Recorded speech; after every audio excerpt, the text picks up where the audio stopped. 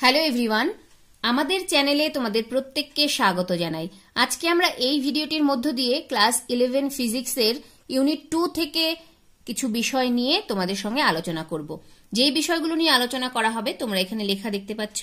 Scalar রাশি এবং vector রাশি কি এবং ভেক্টর সম্পর্কে কিছু তথ্য, অর্থাৎ সমান ভেক্টর কাকে বলে, একতলীয় ভেক্টর কি, বিপরীত ভেক্টর কি, একক ভেক্টর কি, এগুলো আমরা জেনে নেব।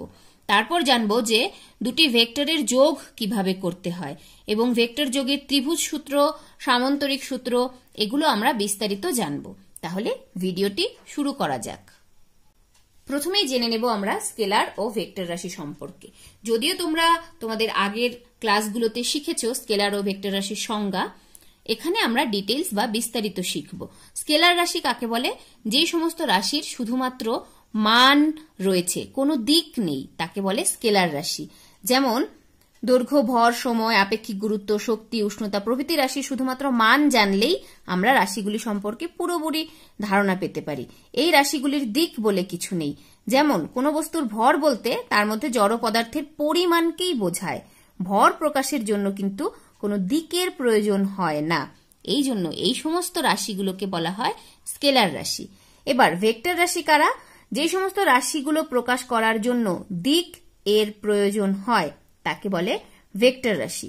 তাহলে সংজ্ঞাগুলো তোমরা অলরেডি জানো, তো এখান থেকে যেটা পড়তে হবে সেটা হলো স্কেলার রাশি কাকে বলে, ভেক্টর রাশি কাকে বলে, কয়েকটি উদাহরণ দাও এবং স্কেলার ও ভেক্টর রাশির মধ্যে পার্থক্য লেখো। তাহলে সুন্দর করে তোমরা নিজেদের খাতায় নোটটা করে নিতে পারবে আশা করি। আমরা যে সমস্ত বিষয়গুলো একটু কঠিন, বোঝার জন্য একটু বিস্তারিত আলোচনার প্রয়োজন, সেই সমস্ত বিষয় নিয়েই বেশি বেশি করে আলোচনা করব।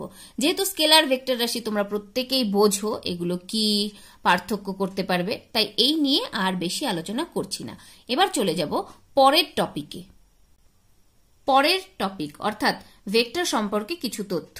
সমান ভেক্টর কাকে বলে, বিপরীত ভেক্টর কাকে বলে, একরেখীয় ভেক্টর কি, এগুলো তাহলে জেনে নিই আমরা। সমান ভেক্টর জানার জন্য বা ভেক্টর সম্পর্কে ডিটেলস জানার জন্য প্রথমে আমাদের জানতে হবে যে ভেক্টরকে কিভাবে প্রকাশ করা হয়। মনে করো আমি একটা নির্দিষ্ট দিকে দূরত্ব নিলাম এ বি, তো এই ভেক্টরকে এই তীর চিহ্ন দ্বারা প্রকাশ করা হয় এবং যদি এই A B vector A vector দ্বারা প্রকাশ করা হয় তাহলে এ এবং মাথায় লেখা হয়, এই ঠিক লেখা হয় না, এই তীর চিহ্নটা দেওয়া হয়। এভাবে ভেক্টরকে রিপ্রেজেন্ট বা প্রকাশ করা হয়। এবার আমরা জানব যে সমান ভেক্টর কাকে বলে। সমান ভেক্টর, সমান ভেক্টর মনে করো দুটো ভেক্টর রয়েছে, একটা ভেক্টর মনে করি এ এবং আরেকটা ভেক্টর বি। তো মাথায় এই তীর চিহ্নগুলো কিন্তু দিতে হবে ভেক্টর রিপ্রেজেন্ট করার ক্ষেত্রে। তো এক্ষেত্রে দেখতে পাচ্ছি, দেখো এর দৈর্ঘ্য যদি আমরা মনে করি যে 3 সেন্টিমিটার, তাহলে এ সমান সমান 3 সেন্টিমিটার এবং নির্দিষ্ট একটা দিক রয়েছে, বি সমান সমান মনে করি 3 সেন্টিমিটার। এই দিকটা এই তীর চিহ্নের সাহায্যে দেখানো হয়েছে। তো এখানে আমরা দেখতে পাচ্ছি এ ভেক্টর এবং বি ভেক্টর, এদের মান এবং দিক একদম এক, মানে সেম। তো এই জাতীয় ভেক্টরকে বলা হয় সমান ভেক্টর। ঠিক আছে, আশা করি বুঝতে পেরেছো। তাহলে সমান ভেক্টরের সংজ্ঞা কি? দুটি ভেক্টরের মান ও দিক একই হলে তাদের সমান ভেক্টর বলা হয়। দুটি ভেক্টরের মান ও দিক এক হলে তাদের সমান ভেক্টর বলা হয়। বোঝা গেল? এরপরে আমরা জানবো বিপরীত ভেক্টর। বিপরীত ভেক্টর কাকে বলে? একই রকম ভাবে সমান ভেক্টর যদি তোমরা বুঝতে পারো তাহলে বিপরীত ভেক্টর কিন্তু সহজেই বুঝতে পারবে। এবার দুটি ভেক্টরের পরম মান সমান কিন্তু অভিমুখ বিপরীত হলে তাদের বিপরীত ভেক্টর বলা হয়। পরম মান, এবার পরম মানকে কিভাবে রিপ্রেজেন্ট করব আমরা সেটাও বলছি। এইরকম একটা দুটো দাগ দিতে হয়, তার মাঝখানে লিখতে হয়, এটা কিন্তু পরম মান হয়ে গেল। যদিও এখানে ভেক্টর চিহ্ন আছে, কিন্তু যখন একটা ভেক্টরকে এই দুটো লাইন বা রেখার মধ্যে রেখে আমরা লিখব তখন সেটা হয়ে যাবে পরম মান, সেটা রিপ্রেজেন্ট করবে পরম মান বা অনলি ম্যাগনিটিউড। তো বিপরীত ভেক্টর কি? মনে করো এই একটা ভেক্টর এ আছে এবং আরেকটা ভেক্টর বি, তাহলে এখানে তোমরা কি দেখতে পাচ্ছ যে এই দুটো ভেক্টরের মান কিন্তু সমান। মনে করো এটাও 3 সেন্টিমিটার, এটাও 3 সেন্টিমিটার, কিন্তু এই তীর চিহ্ন দ্বারা যে অভিমুখ দেখানো হয় তোমরা দেখতে পাচ্ছ যে অভিমুখ কিন্তু বিপরীত দিকে। তো এই জাতীয় ভেক্টরকে বলা হয় বিপরীত ভেক্টর। অর্থাৎ দুটো ভেক্টরের পরম মান সমান কিন্তু অভিমুখ বিপরীত হলে তাদেরকে বলা হয় বিপরীত ভেক্টর। বোঝা গেল? এখানে আমরা দেখতে পাচ্ছি যে অভিমুখটা বিপরীত দিকে রয়েছে, তাই এরা বিপরীত ভেক্টর। এবার আমরা জেনে নেব 3 নম্বরে এক রেখীয় ভেক্টর। এক রেখীয় ভেক্টর। এক রেখীয় ভেক্টর কাকে বলে? দুটো ভেক্টর যখন একই রেখার উপর অবস্থিত হয় তখন তাদের এক রেখীয় ভেক্টর বলা হয়।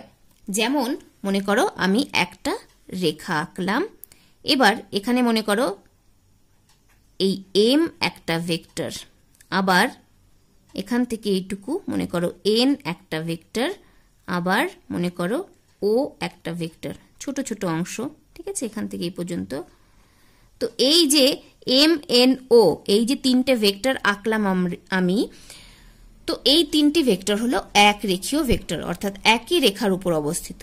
কিন্তু এই এ আর বি কে দেখো, এরা কিন্তু এক রেখার উপর অবস্থিত নয়, সুতরাং এরা কিন্তু সমান ভেক্টর হলেও এক রেখীয় ভেক্টর নয়। তো এম এন ও এরা কিন্তু এক রেখীয় ভেক্টর। এবার আমরা জানব এক তলীয় ভেক্টর কি। একই রকম ভাবে এক তলীয়, যেহেতু এক রেখীয় একটা রেখার উপর অবস্থিত, তো এক তলীয় কি হবে? একই তলের উপর অবস্থিত, এক তলীয় ভেক্টর। তাহলে এক তলীয় ভেক্টর কি? একটি বা একাধিক ভেক্টর যখন একই সমতলে থাকে তাদের এক তলীয় ভেক্টর বলা হয়। বোঝা গেল? এটা হলো এক তলীয় ভেক্টরের সংজ্ঞা। এবার আমরা জানবো 5 নম্বরে জানবো আমরা একক ভেক্টর কাকে বলে। একক ভেক্টর কাকে বলে? একক ভেক্টর হচ্ছে কোনো নির্দিষ্ট দিকে যে ভেক্টরের মান 1। ভেক্টর যেহেতু, তাহলে নির্দিষ্ট দিক থাকবে, তাহলে কোনো নির্দিষ্ট দিকে যে ভেক্টরের মানটা কি হবে? মান হবে 1 বা ইউনিট, তাকে বলা হয় একক ভেক্টর বা ইউনিট ভেক্টর। একক ভেক্টর বা ইউনিট ভেক্টর, যে ভেক্টরের মান 1 বা নির্দিষ্ট অভিমুখে একক, তাকে বলা হয় একক ভেক্টর। এবার আমরা জানি কোনো ভেক্টরের পরম মান একটি স্কেলার, ওই স্কেলারটিকে ওই ভেক্টরের অভিমুখে একক ভেক্টর দিয়ে গুণ করলে গুণফল ওই ভেক্টরের সমান হবে। অর্থাৎ একটা ভেক্টরের পরম মান, মনে করি এ একটা ভেক্টর, এই ভেক্টরের পরম মান, তো আমরা লিখি এ ভেক্টর এর পরম মান। পরম মানকে আমরা কিভাবে লিখি? এই মডিউলাস চিহ্ন দিয়ে তার ভিতরে ভেক্টরকে লিখলাম, বা এটাকে আমরা শুধুমাত্র এ হিসেবেও লিখতে পারি, শুধুমাত্র এ, পরম মান এ। এ ভেক্টরের পরম মান হচ্ছে এ, তার মাথায় কিন্তু কোনো চিহ্ন দেব না, ভেক্টর চিহ্ন দিব না। এবার ইউনিট ভেক্টরটা কি? আমরা যদি এই এ ভেক্টরটা পেতে চাই তাহলে এই পরম মানকে এই ইউনিট ভেক্টর দিয়ে আমরা যদি গুণ করি তাহলেই ভেক্টরটা পাবো। কোনো একটা ভেক্টরের পরম মান সেই ভেক্টরের ইউনিট ভেক্টর দিয়ে গুণ করলে সেই অরিজিনাল যে ভেক্টরটা সেটা পাওয়া যাবে। বা এখান থেকে আমরা লিখতে পারি কি, ইউনিট ভেক্টর এন ক্যাপ সমান সমান A vector divided by modulus of A or just only A, এইভাবেও লিখতে পারি, বা এইভাবেও লিখতে পারি আমরা এ ভেক্টর বাই এ। এটি হচ্ছে এন ক্যাপ, যেখানে এন ক্যাপ মানে হচ্ছে ইউনিট ভেক্টর বা একক ভেক্টর। সুতরাং যে কোনো ভেক্টরকে তার পরম মান দিয়ে ভাগ করলে ওই ভেক্টরের অভিমুখে একটি একক ভেক্টর পাওয়া যায়। উল্লেখ্য, একক ভেক্টর রাশি একটি মাত্রাহীন রাশি, তাই একক ভেক্টরের কিন্তু কোনো মাত্রা নেই, এটি মাত্রাহীন রাশি। কোনো একটা ভেক্টরকে সেই ভেক্টরের পরম মান দিয়ে আমরা যদি ভাগ করি তাহলে সেই ভেক্টরের ইউনিট ভেক্টর বা একক ভেক্টর আমরা পাব। তাহলে আমরা এগুলো সব দেখে নিলাম, সমান ভেক্টর কাকে বলে, একক ভেক্টর কাকে বলে, বিপরীত ভেক্টর কি। এবার আমরা জানবো দুটি ভেক্টর দেওয়া থাকলে তাদের যোগ কিভাবে করব। আচ্ছা, ভেক্টরের যোগ কিভাবে করব। ধরা যাক একটি বস্তুকণার, মনে করি একটা বস্তুকণা রয়েছে যার প্রাথমিক অবস্থান হলো ও। এই ও বিন্দুতে একটা বস্তুকণা রয়েছে। এবার এ সরণের ফলে, মনে করো এর সরণ ঘটলো এ পরিমাণ, সরণ তো ভেক্টর রাশি, তাই এর ওপরে একটা ভেক্টর চিহ্ন দিতে হবে। এ পরিমাণ সরণ ঘটলো, এই এ বিন্দুতে পৌঁছলো। তাহলে আমরা কি লিখতে পারি, ও এ ভেক্টর সমান সমান এ। এরপর কি করলো, সরণের দিক পরিবর্তন হলো এবং বি সরণের ফলে কণাটি বি বিন্দুতে পৌঁছলো। মনে করি দিক পরিবর্তন হলো, এরপরে বি বিন্দুতে পৌঁছলো। কতটা সরণ হলো, বি পরিমাণ, বি ভেক্টর। তাহলে আমরা লিখতে পারি এ বি ভেক্টর সমান সমান বি ভেক্টর। এই এ বি সমান সমান বি ভেক্টর। বোঝা গেল? সুতরাং কণাটির মোট সরণ, কণাটি ছিল প্রথমে ওতে, গেল কোথায়, ও এ বি হয়ে বিতে। এবার মোট সরণ কতটা হলো, সরণ মানে কি, প্রথমে কোথায় ছিল শেষে কোথায় পৌঁছলো। তাহলে মোট সরণ আমরা কিভাবে নির্ণয় করব, এই ও বি আমরা যুক্ত করে দিলাম, ও বি যুক্ত করে দিলাম। তাহলে মনে করি সরণ হলো সি। তাহলে আমরা লিখব ও বি ভেক্টর সমান সমান সি ভেক্টর। এবং এই কোণটা আমরা যদি থিটা ধরি পরবর্তী ক্যালকুলেশনের জন্য, তাহলে প্রথমে এখানে বলি, তাহলে এই ও বি ভেক্টর রাশিটিকে সি দ্বারা নির্দেশ করলে সি কে এ ও বি ভেক্টর রাশি দুটির যোগফল বা লব্ধি বলা হয়। এই যে সিটা পেলাম, এই সি ভেক্টরটা এ আর বি এর লব্ধি বা যোগফল বা রেজাল্টেন্ট, ঠিক আছে, লব্ধি ভেক্টর বলা হয়। সুতরাং আমরা কি লিখতে পারি, সুতরাং আমরা লিখতে পারি A vector plus B vector সমান সমান সি ভেক্টর। এভাবে কিন্তু আমরা ভেক্টরের যোগ করব, দুটো ভেক্টর দেওয়া থাকলে তার যোগ করতে পারি এই ফর্মুলার সাহায্যে। আশা করি তোমরা বুঝতে পেরেছো। এবার আমরা জেনে নেব ভেক্টর যোগের ত্রিভুজ সূত্র সম্পর্কে। তো ত্রিভুজ সূত্রটা ব্যাখ্যা করার জন্য আমাদের আবার এই ছবিটারই হেল্প নিতে হবে।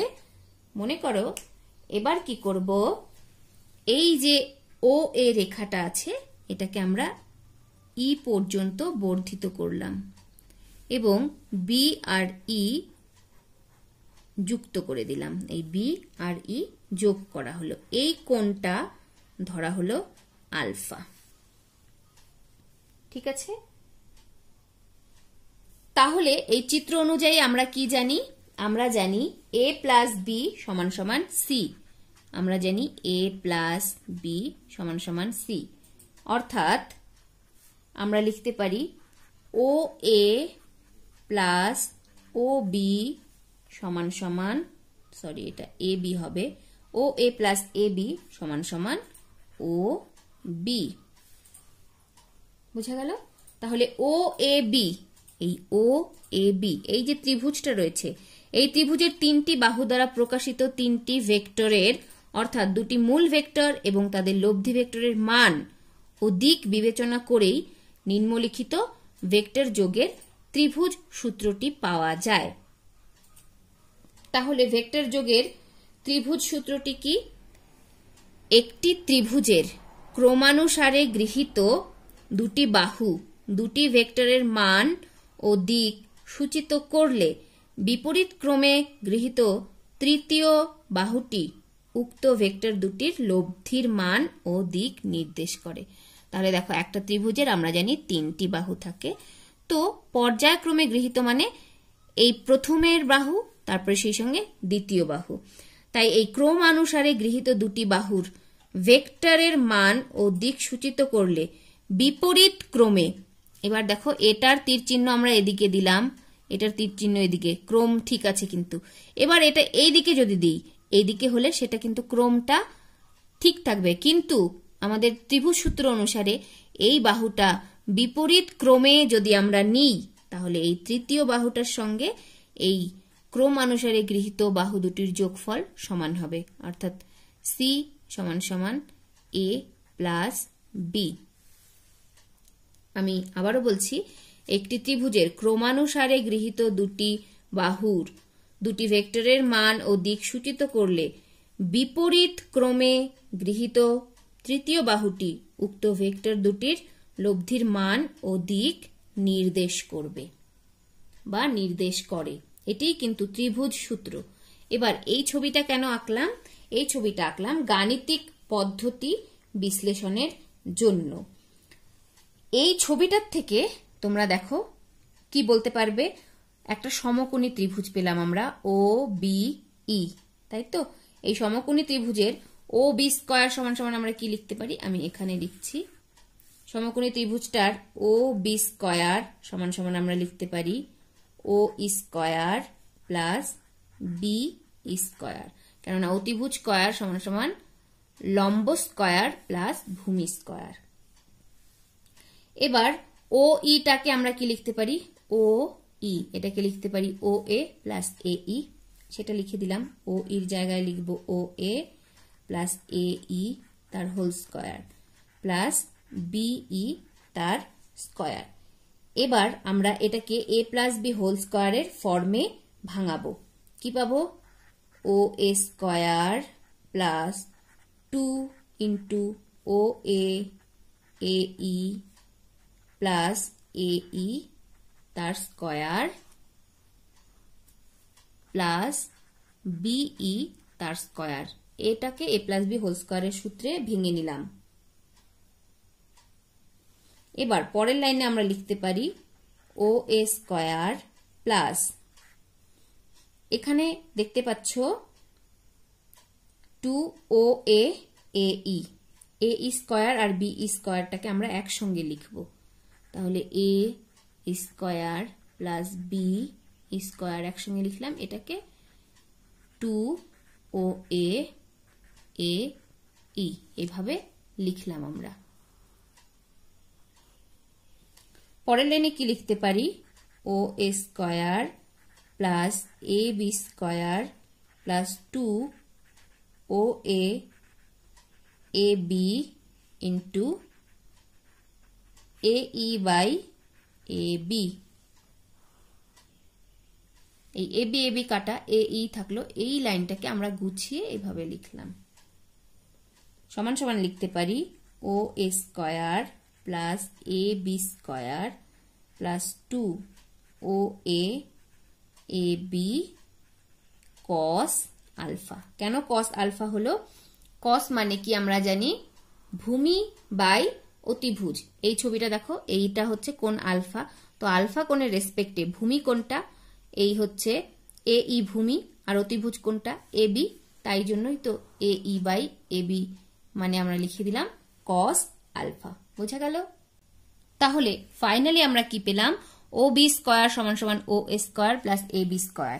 এবার এগুলো আমরা কেন করছি এ বি আর তাদের মধ্যবর্তী কোণ আলফা এর মান জানা থাকলে আমরা লব্ধি ভেক্টরের মান ও দিক নির্ণয় করতে পারবো, তাই জন্য।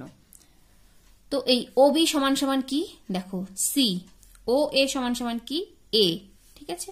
তো এগুলোর আমরা এখন মান বসিয়ে দেব। যদি আমরা মান বসিয়ে দিই তাহলে আমরা কি পাবো? আমি একবারে লিখছি, ওবি মানে যেহেতু সি, তো সি স্কয়ার সমান সমান একটা পাবো। তো সি সমান সমান কি পাবো? Root over A square plus B square plus 2 A B cos alpha. A B, A মানে কি ও এ আর এ বি মানে কি বি, তো এই মানগুলো জাস্ট বসালাম। এরপর ফাইনালি আমরা যেটা পাবো এই মানগুলো বসিয়ে, তোমরা দেখবে খুব সহজ ক্যালকুলেশন, না বুঝতে পারলে কমেন্ট সেকশনে জানাবে। ফাইনালি আমরা ট্যান থিটার মান পাবো B sine alpha divided by A plus B cos alpha. খুব সহজ পদ্ধতিতে, কেননা ট্যান থিটা মানে কি? এই যে কোণটা, এই কোণটার রেসপেক্টে ট্যান মানে লম্ব বাই ভূমি। লম্ব মানে হচ্ছে আমাদের এই বিই, আর ভূমি মানে কি ও ই।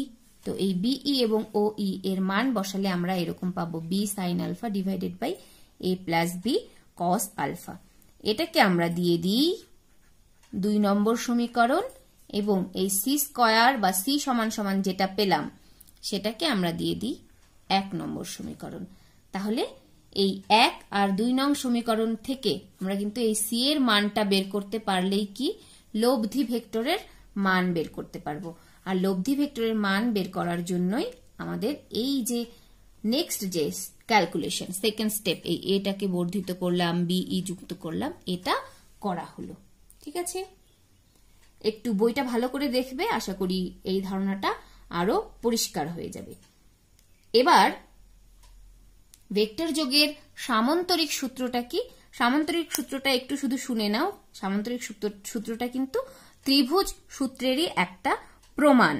তো কোনো সামান্তরিকের দুটি সন্নিহিত বাহু যদি দুটি ভেক্টরের মান ও দিক সূচিত করে, তবে ওই বাহুদ্বয়ের ছেদ বিন্দু দিয়ে অঙ্কিত সামান্তরিকের কর্ণটি ভেক্টর দুটির লব্ধির মান ও দিক নির্দেশ করে।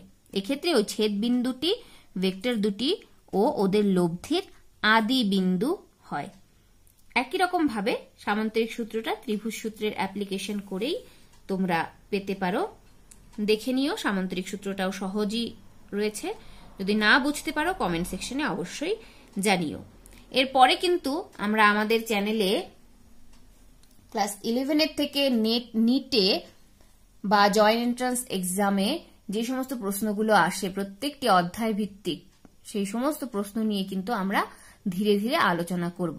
তোমরা যারা নিট বা জয়েন্ট এন্ট্রান্স দিতে চাও ভবিষ্যতে, তাদের কিন্তু ওই ভিডিওগুলো অবশ্যই দেখতে হবে এবং সেখান থেকে দেখে দেখে তোমাদের বইয়ের সাহায্য নিয়ে প্র্যাকটিস করতে হবে। তাহলে কিন্তু তোমরা অনেকটাই উপকৃত হবে।